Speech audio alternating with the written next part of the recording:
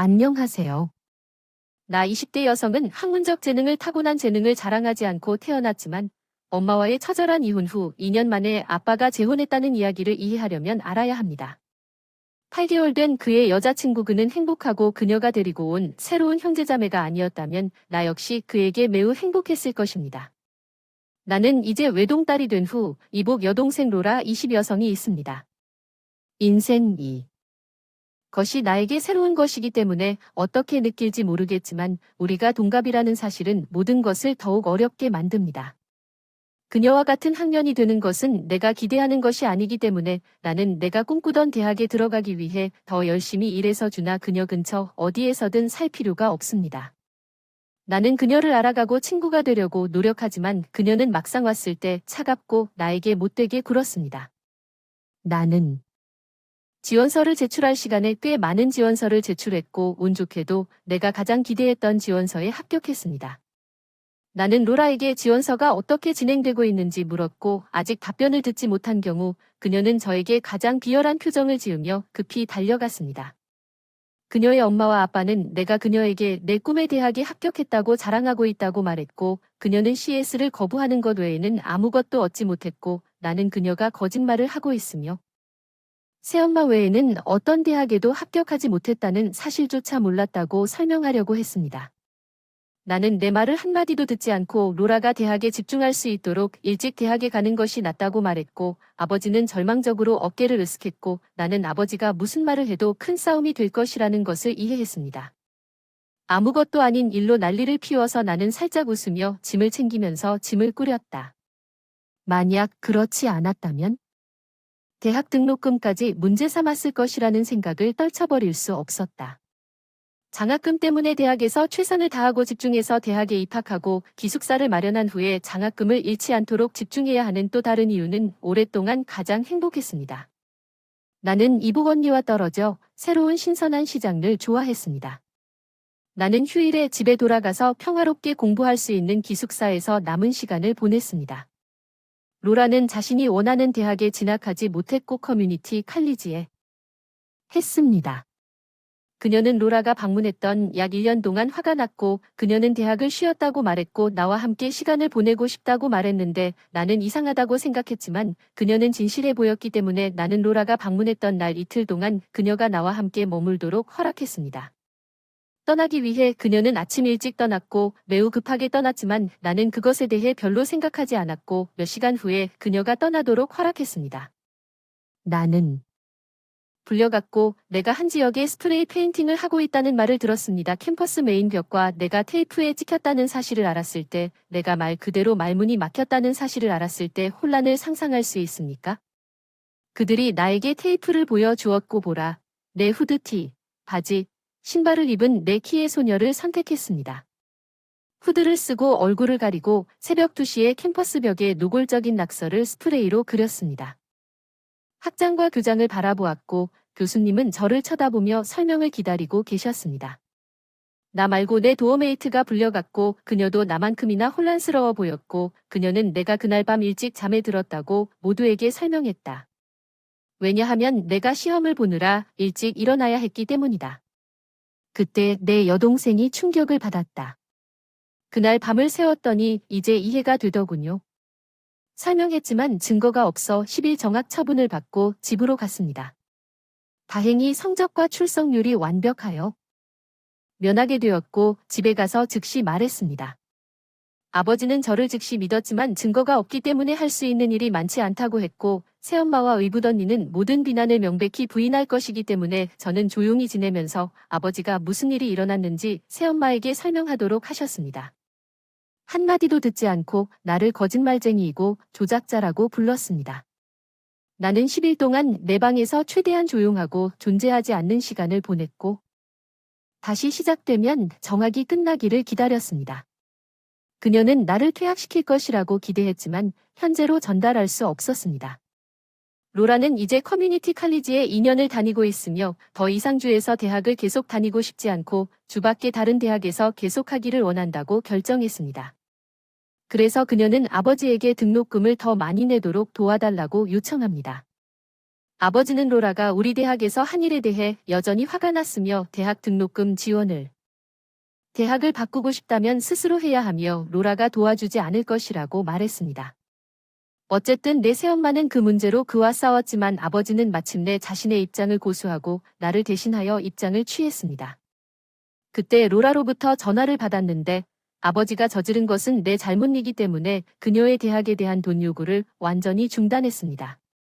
그녀를 재정적으로 차단했습니다. 나는 그녀의 절박한 목소리와 커뮤니티 칼리지에서 나갈 방법이 없다는 것을. 그래서 나는 그것을 부인했습니다. 그녀는 완전히 그것을 잃었고 그녀가 소리 지르는 것 외에는 아무것도 할 수 없다는 것이 나를 웃게 만들었습니다. 나는 전화를 끊고 계속 무시했습니다. 그녀의 전화와 문자 나는 아빠에게 전화해서 입장을 밝혀준 것에 대해 감사했지만 새엄마는 나에게 미친 듯이 전화를 걸어 로라를 돕지 않은 것에 대해 무자비하고 이기적이라고 말했습니다. 로라의 이모와 삼촌도 문자와 전화로 내 전화를 나를 자기 중심적인 버릇없는 DRR이라고 부르며 인생에서 결코 얻을 수 없는 태도로 이렇게 비뚤어진 태도를 취하는 것은 내가 여전히 죄책감을 느끼지 않는 것이 잘못된 것입니다. 업데이트 로라와 새엄마는 내가 휴일에 집에 방문할 때마다 내 배짱을 싫어합니다. 그들은 냉담한 말을 하고 나를 놀리고 조롱하지만 솔직히 아버지와 나는 그 어느 때보다 더 가까워졌고 그게 중요한 전부입니다. 죄책감을 느껴서는 안 됩니다. 마땅한 것을 얻었고 솔직히 당신은 그렇지 않았습니다. 그녀가 당신을 퇴학시키려고 한 것에 대해 고백하고 사과했다면 별 소용이 없을 것입니다. 당신의 아버지가 대학에 자금을 지원하는 것을 고려했을 것이라고 확신하지만 그녀는 그렇지 않았습니다. 이 모든 것은 그녀와 그녀의 나쁜 행동을 계속 격려하는 어머니에게 있습니다. 내 아버지가 마침내 너를 위해 나서서 다행이다. 로라가 내게 가까이 다가가거나 그녀의 가족을 무시하지 놔두지 마라. 그들은 곧 입을 다물게 될 것이다. 두 번째 이야기는 내 남자친구와 내가 약 3개월 전에 함께 이사한 최근에 공동 계정을 갖게 되었다는 것이다. 식료품 쇼핑을 위해 우리 둘 다 $210를 넣을 계획이므로 이번 주말에 한 달 내내 $420를 벌 수 있습니다. 형과 형수들과 함께 영화 마라톤을 할 예정이고 케이크를 굽고 빵 몇 개를 사고 간식을 샀습니다. 우유, 밀가루 같은 필수품이 부족해서 이것도 샀어요. 간편한 저녁 식사로 춘권도 샀고 영원히 보관할 수 있고 많은 용도로 사용할 대추야자 큰 봉지도 샀어요. 오늘 제가 형제들과 함께 있는 동안 약 $70를 지불했는데 남자친구는 연속으로 4편의 영화를 볼 기분이 아니어서 아직 도착하지 않았습니다. 남자친구는 제 이름만 빼고 메시지를 보냈습니다. 평소에는 제 실제 이름을 전혀 사용하지 않습니다.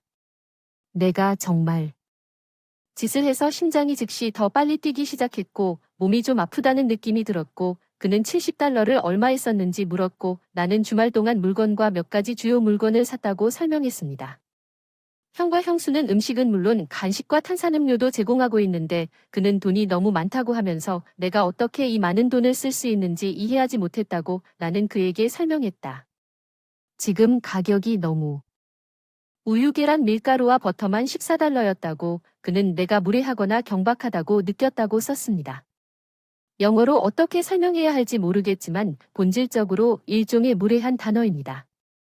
나는 내 행동에 전혀 적용되지 않는다고 느꼈던 그를 존경하지 않습니다.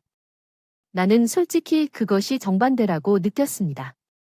나는 이제 부모님이 항상 아버지가 엄마에게 화를 내셨을 때 역동성을 느꼈던 끔찍한 느낌을 남깁니다. 그녀는 돈을 썼습니다. 나는 내 관계에서 이런 역동성을 원하지. 이제 우리가 그렇게 끝날까봐 조금 두렵습니다. $70가 많은 돈이라는 것을 깨달았지만 솔직히 그것은 적어도 우리가 살고 있는 시대입니다. 우리는 살고 있습니다. 나는 돈을 쓰는 멍청이입니다. 편집 주말에 약 $30만 쓴 돈이고 나머지는 저녁 식사와 기타 필수품에 사용되었다는 점을 덧붙여야 할 것 같습니다. 내 남자친구도 제가 참여하는 영화 주말입니다. 그것은 아울레가 아닌 주말 동안 목이기 때문에 우리 공동 계좌로 지불했으며 이 상황에 대한 그의 반응에 대해 걱정해야 합니다. 그가 당신에게 돈에 대해 묻는 것과 비용에 대해 걱정하는 목소리는 완전히 다른 것입니다.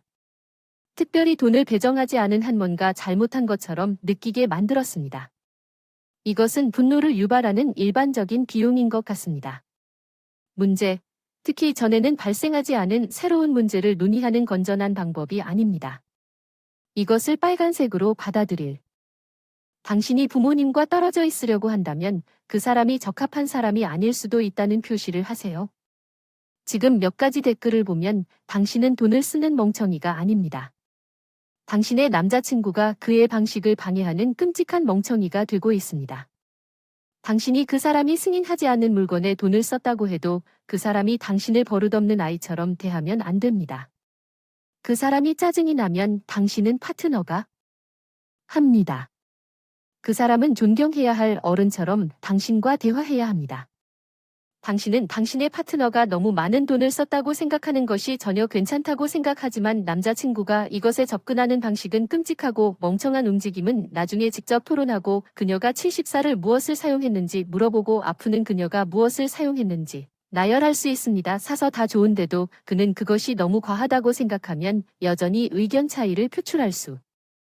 그들은 어른들과 같은 공통 그룹을 찾을 수 있습니다. 이 관계에서 최대한 빨리 벗어나야 하는 멍청이가 아니어야 합니다. 부모님의 관계가 당신의 감각을 왜곡했을 수 있습니다.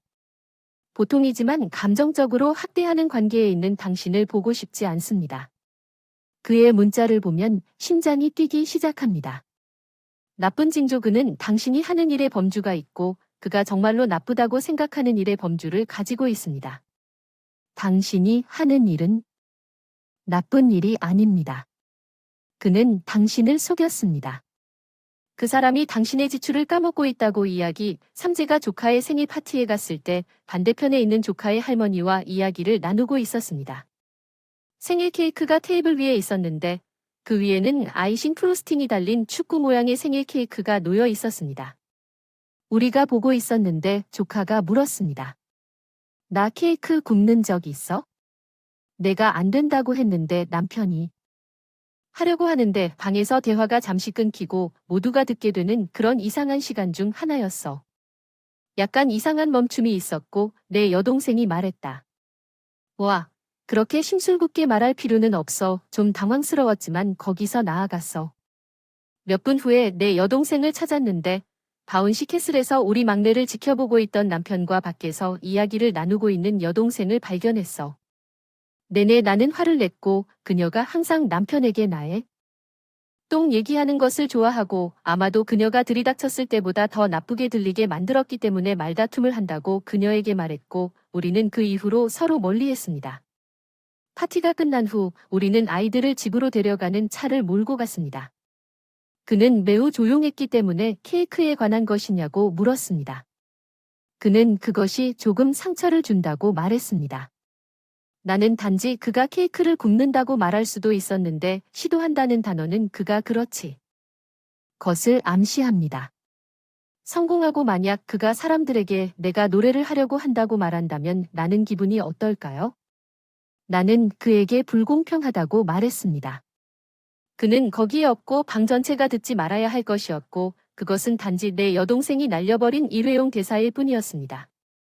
나를 나쁘게 보이게 만드는 비율도 나는 지난 20년 동안 일주일에 2번 합창단에서 노래를 불렀습니다. 그는 가끔 케이크를 굽고 장식하고 절반의 시간은 아이들이 돕게 놔두는데 정말 끔찍해 보입니다. 다른 여동생이 내 여동생 편을 들어주고 무례하다고 아빠는 신경 쓰지 않는다. 남편이 너무 조용해서 아직도 화가 난 것 같다. 화가 나거나 슬플 때 조용해진다. 내가 극복해야 한다고 했더니 웃었다. 그리고 노력하겠다고 해서 그 사람이 편집자라고 말했어요. 제가 분명히 멍청이라는 걸 깨달았어요. 남편이 제가 뭐라고 미친 듯이 썼는지 물었고 그에게 보여줬어요. 몇 가지 문제를 해결하기. 마침내 부부 상담사에게 연락하기로 내일 결정했습니다. 특히 비논리적인 배기를 읽을 수 있도록 시간을 내어 열심히 댓글을 달아주신 모든 분들께 감사드립니다. 하지만 양해해 주시면 파쇄하겠습니다. 이제 몇 가지 논평에 대해 비유적으로 수치심에 몸을 웅크리세요. 당신은입니다. 당신의 남편이 시도하는 것이 그가 성공하지 못하는 것처럼 들리게 한다고 말하는 것이 옳습니다. 당신이 망친 것 외에는 자신을 방어하려는 노력을 중단해야 합니다. 여동생이 내 남편에게 고자질하는 건 별개의 문제야. 넌 이야. 왜냐면 내 말을 들은 사람들에게 바로 사과하고 설명도 안 했기 때문이야. 아, 그게 잘못됐다는 뜻은 아니었어. 그 사람이 나쁘다는 뜻은 아니었어. 그 말은 그 사람이 바빠서 축구 케이크가 정말 멋져 보이거나 그 사람 눈에는 원하는 만큼 자주 하지 않는다는 뜻이었는데 내가 그 말을 했을 때 생각도 못 있었는데 사람들이 어떤지 보자마자 정말 미안해요. 답장을 해야 했는데 정말 놀리려는 의도는 아니었어요. 케이크가 정말 마음에 들고 아이들도 그렇습니다. 상처받은 사람에게 사과하기보다는 자신을 변호하려는 첫 댓글이 바로 당신이기 때문입니다. 넌 그이고 내 생각엔 내가 솔직하게 이 글을 타이핑할 때 그 사람이 조금 상처받았다고 말한 순간 너는 아무 말도 할 수 없고 상처받았다고 것에 대해 자신을 변호할 수도 없다는 걸 알았을 것 같아. 그 이야기의 끝은 모든 사람이 그것을 듣기로 되어 있지 않았다는 것입니다. 나는 그것이 비열한 비밀이라는 것을 알고 있었습니다. 주머니에서 꺼내 말하는 것이 무례하다는 것을 알았기 때문에 모든 사람이 들을 수 있는 것이 아니었다면 생각하지 않습니까? 상처를 주는 가십이나 당신만이 재미있다고 생각하는 농담을 의도한 것입니다. 누군가가 당신에게 말하거나 상처를 준 정당화하세요.